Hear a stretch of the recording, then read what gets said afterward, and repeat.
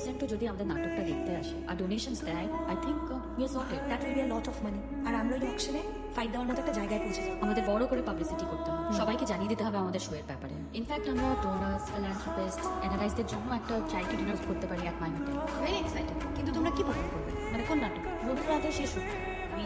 বাংলাকে এক করতে হলে has to be take on. হ্যাঁ, শেষ রূপ। তোমরা জানো এই ইউনিভার্সিটিতে এভরি ইয়ার রেডিয়েট করতে। আচ্ছা, আমার যতদূর মনে আছে তুই একটা নাটকের জন্য স্ট্যাক্টার অ্যাওয়ার্ড পেয়েছিস। ইয়েস। অ্যান্ড ক্যারেক্টারটার নাম কি ছিল? ইন্দ্রনীতি। সৃষ্টিকর্তা সংকল্প করেছে পুরুষ মেয়ে যোগ্য করতে, তারই সহায়তায় নারীদের ডাক পড়েছে। সবাই ছুটে আসছে, কেউ কণ্ঠ নিয়ে, কেউ কটাক্ষ নিয়ে। ইউ আর রাইট, আমি ইন্দ্রনীতি করেছিলাম।